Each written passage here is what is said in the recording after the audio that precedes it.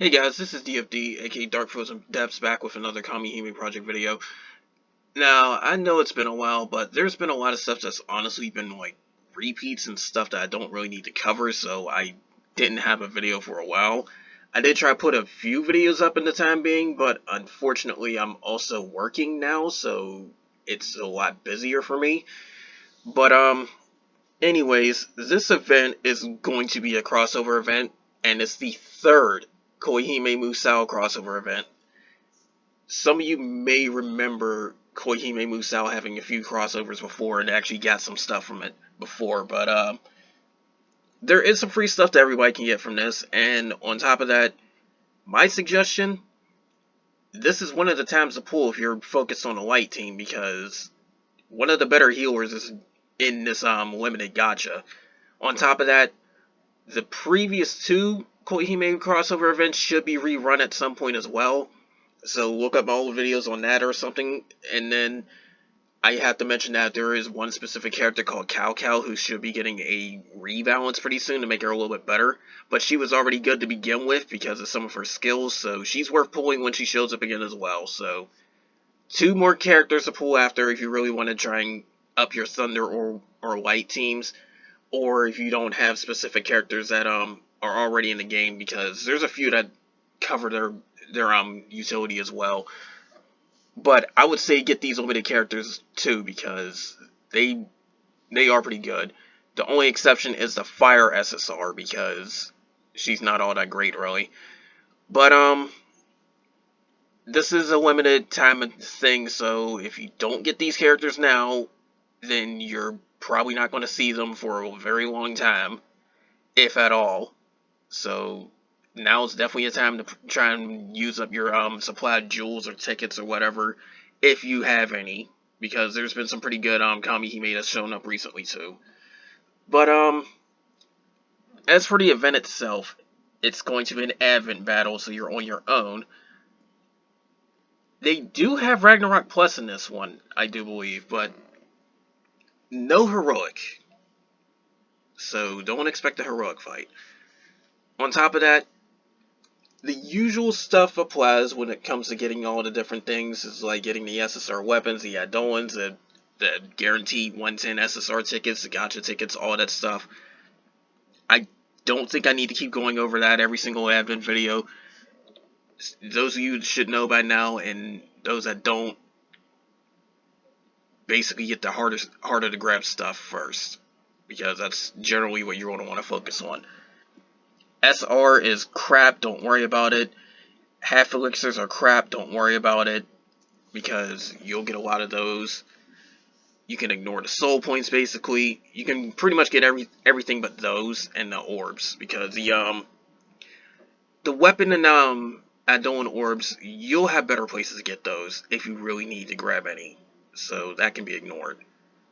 But everything else, like the green cores, the dragonic eye shards, and all that other good stuff, go after them. Now, the add-on itself, I will cover that a little bit later in the video, and then same thing with the SSR weapon. But if I remember correctly, the add-on's actually worth using in sub slots. The weapon isn't all that great, especially since it can't final break. But you do want to get SSR weapons anyway, because they make good skill leveling fodder, so it's a given to get the SSR stuff. Now, since this is a crossover event, there's a lot more story quests, so there's a good handful of magic jewels from that. So clear that out, and you'll be able to also do some of the actual battles. The storyline fights are much weaker, so you'll easily go through those pretty quickly. There's no enemy that has more than 15,000 HP in that stuff. That's how easy it is. Some characters can do that much damage out the gate. But you do need to be ranked 71 in order to access Ragnarok Plus, so remember that. They recommend this combat power, which is like 53,000. I don't think you need that much, but it all depends on how strong your weapons are. And then on top of that too, crossover events tend to have easier enemies than the normal advents, so that's something else to pay attention to. Now, as for the enemies themselves, the gimmick with this boss mainly is just putting blind on everybody. And if there's anybody that's in blind, you're going to end up getting hit even harder with one of her attacks, so that's something to know. The enemy is also dark, so light characters are going to have the advantage. So that's something to remember, but because it's a dark enemy, you'll never face weakness damage, so you'll never be at a disadvantage. Now, I tend to skip the anything below expert because below ultimate because it's very easy at this point in the game. Ultimate, 1.5 million HP, and like I said, blind is the main gimmick. So if anybody's in blind, you're going to get hit at some point with one of these triggers. But to go over more details, normal burst, it will hit one enemy. Raging, it will hit 4 times randomly. And then the first turn, it's going to put blind on everybody. And then it seems like a multiple of every 6 turns it's going to do it again. So make sure that blind stays off of you. It's also going to deal damage when that happens. And then the trigger, if HP gets to about 40%, and it also says about 20%, it's going to do that trigger where it's going to hit you harder if there's blinded characters. So be very, very careful with that one.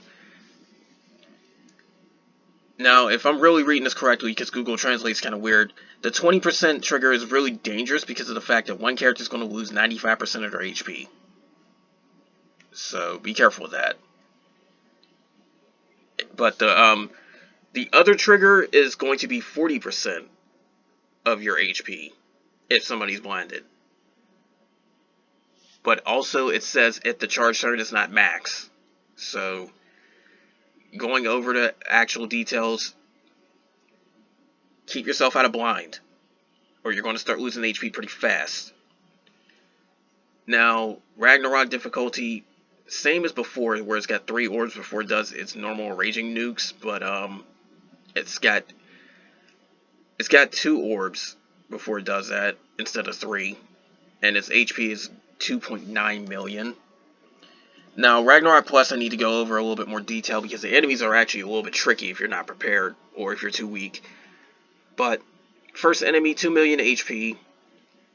They really love blind, but it gives a 6-turn blind to everyone. And its nuke is going to be AoE, dark damage. However, when its HP is below half, that's where the blind is going to come in. Now, the second enemy's got 1.8 million HP, and it's got 4 orbs, but it's going to do dark damage to a single character, and it's going to put defense down for 11 turns. Every normal attack it does.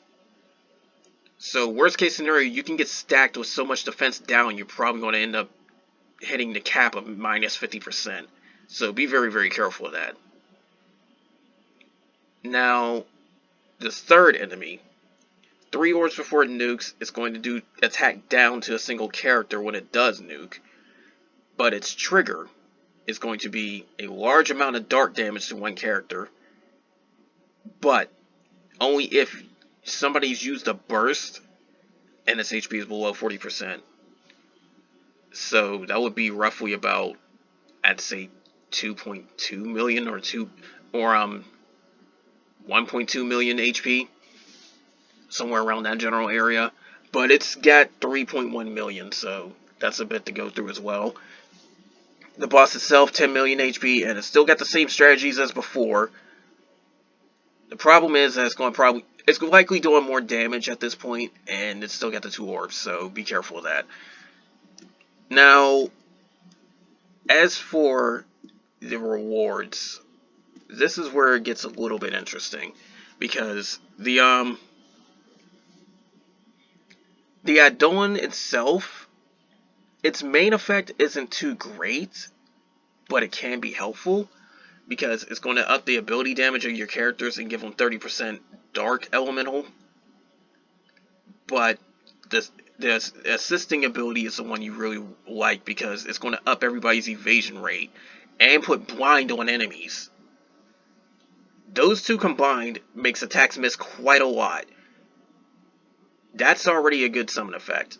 And then it's got good base stats to go with it too. So personally, I would keep this Idolan in your sub slots. You may not need it for main slot because there's probably better choices. But the sub slots definitely. The fact that you put blind, which lowers enemy accuracy, and put evasion on yourself, which again lowers enemy accuracy, means that you're going to see a lot of stuff miss. And this would have been really great for some previous fights, but we didn't get it until now. But this is a very good Idolan to have. So keep her in your sub slots. Now, as for the weapon, large assault, medium defender. The stats aren't bad, but it doesn't final break, so it's only a case of if you don't have anything better. And there's a lot of different weapons that are better out there, so easily the newer players would keep this one, but if you're already doing Ultimate Rage, you don't need it. Now, as for the putting it on your soul, though, it gets counterattack to them, so that's a buff that should up their assault the more their HP drops, which could go well with the aura guns, because they're running on Pride as well, but I'm not sure how well that'll be. As for the SR weapons, don't worry about those because they're not all that great. One's assault, one's defender. We've got plenty of other weapons that are stronger than that out the gate, so don't even worry about it. Now, there is different missions for this because it's a crossover. First off, doing it every single day, you can get one of the materials in order to trade for different stuff. Just clear any advent battle 5 times for that. This really helps you out with trying to get different items and whatnot. So that's something that's really welcome. Now, if you are trying to get some other stuff, then you're going to want to use that SSR weapon to clear 2 of these missions, because you'll have to have it equipped. You'll also have to do all the storyline scenarios, but that should be a given anyway. Just do it anyway. And there's a SR character that we'll go over.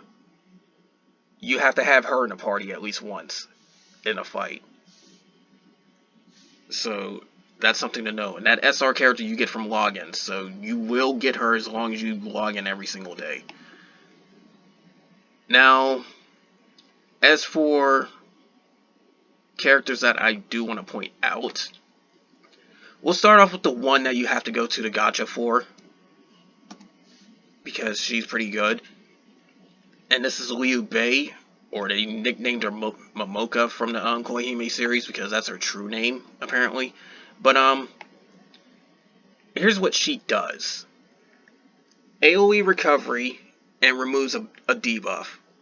Always welcome. Healer should have that as a standard, if you ask me. Her second skill. She will recover HP and make that character who gets recovered, they will be immune to the next damage they take. Just one time. But that buff will only last for 5 turns. The thing is, this targets the character with the least amount of HP. So it's going to help prevent characters from dying. Then on top of that, she gives an attack and defense buff to everybody. And if everybody's HP is above 70%, it's going to be double effect. If I remember correctly, this is 25% normally, and it'll be 50% if everybody's HP is high enough. The thing that really makes her stand out, though, is her assist ability, which also can be combined with her burst effect. Her assist ability boosts the healing based on the HP that's there. So it's like a pride effect for ascension, if that makes sense. What that means is the lower your HP, the more she's going to heal. She doesn't need ascension, basically. I mean, it still helps because you'll still want ascension in order to increase the healing out the gate, but you don't really need much ascension, if at all, for her. And when she bursts, any characters that's after her for that turn will also get boosted healing as well. Which does go hand in hand with a specific character named Poseidon, her light version, because she'll heal upon burst as well. So those two together make a very, very good team, as long as you put Liu Bei in front of Poseidon. So that said, my personal opinion, this character is worth pulling.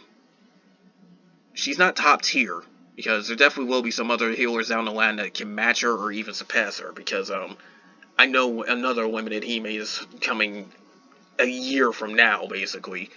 That's very, very good. And then there's a few others that can hold their own as well in different ways. But me personally, pull this girl. Try to pull this girl, because she's easily one of the better healers in the game. Easily. Now, the problem is that she's a crossover character, so like I said, there's a very good chance you're not going to have another shot at her. I mean, the Koihime stuff does have a lot of crossovers and repeats, but you never know. So, if she is coming back, it's going to be a long time. Especially since they haven't had a crossover with Koihime the previous year, so it's going to be at least 2 years before you get another shot at her in a gacha. I would suggest getting her. The same thing would happen with another SSR character that I wanted to point out as well, which happens to be Cao Cao.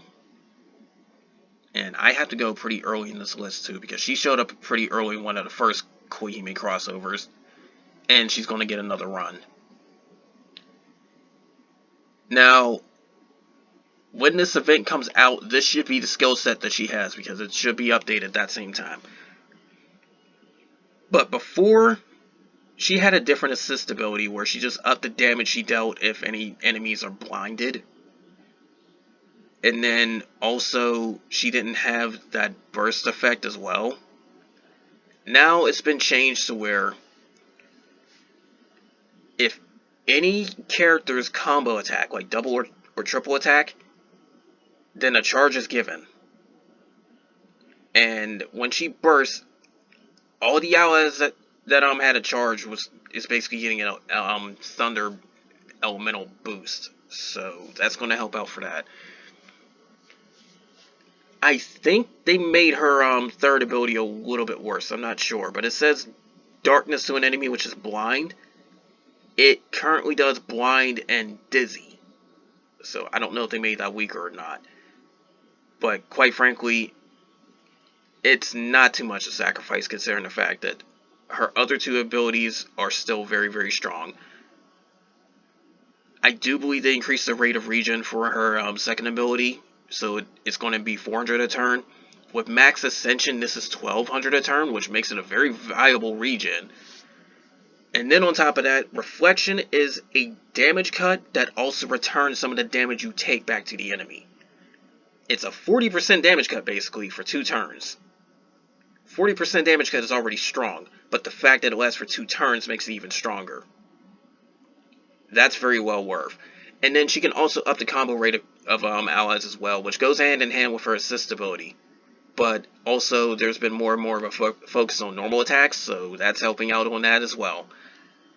So this is definitely a character that's worth pulling as well when she shows up, at least in my opinion, because that cut is very well needed for some of the stuff. I know there's a lot of people struggling with Ophio Plus, which is one of the Guardian Plus raids.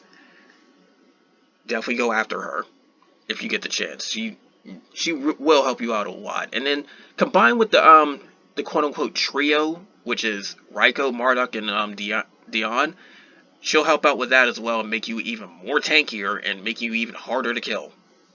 So there's that as well. There's a lot of good uses for this character. Don't underestimate her either. Now, as for the freebie character, it's going to take me a moment to find her because she's like kind of deep in the SR list. But the freebie character, you have to use her for the one mission, so there's that. Maybe she might have some uses in tower, but I'll go over her anyway, because you never know. And like I said, deep into the list, because we're pretty far down this list now.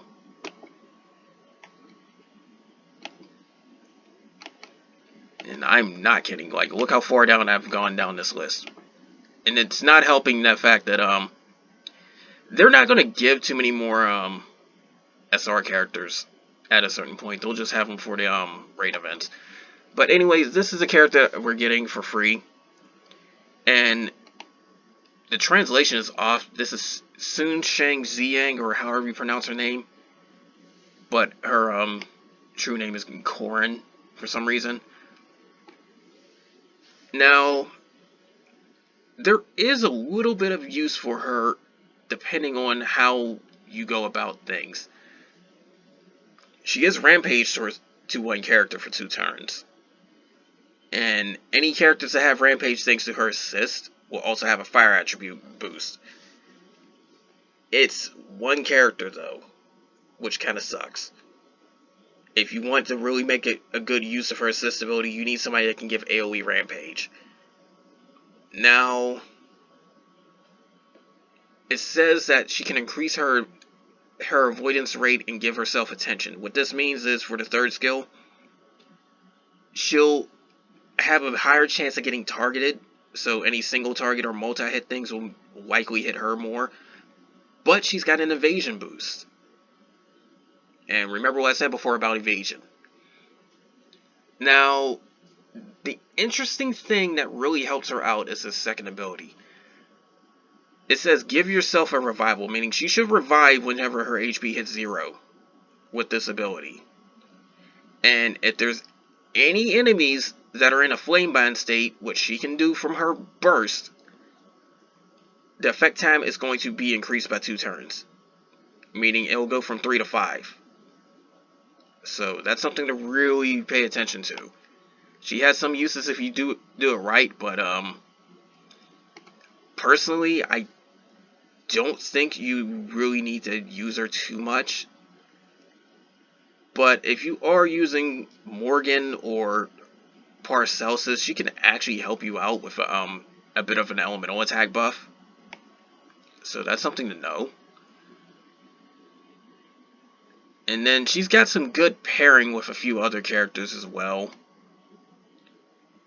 So that's something to remember if you do decide to use her. She's okay, but between the fact that her kit is it's really niche, and then on top of that, she's an SR character as well. We're shifting a lot into SSR. Personally, I would say that you can avoid using her. Again, she might still have some uses in towers. There's still wind towers and all sorts of stuff like that. But personally, she doesn't have too much use right now. But the last thing I do need to point out is the fact that, like the previous Koihime crossovers, all the Koihime characters do indeed have scenes. So if you're into that, or if you want to see them, good news, they have those. So look forward to it. But anyways, that's all for this. More of this will come soon, and I'm not sure if I'm going to do too much videos on the crossover event because of the fact that it's just Ragnarok Plus, and I'm a light main, so I'm going to blow through it extraordinarily easy. So I'm not sure if there's even a point to even doing a video for that. However, there should be a video coming up soon because we're going to have some quality life changes. So once that stuff hits, I will be covering a video on that. I don't know if it's going to happen on this maintenance or a few after. All I know is when it happens, and I'll cover it in more detail because it's going to be pretty good. And this is just the first of many, too. There's quite a few later down the line. There's even some really, really good ones that JP's about to get, and we've still got a year before that happens. But anyways, that's all for this. More of this will come soon, and take care.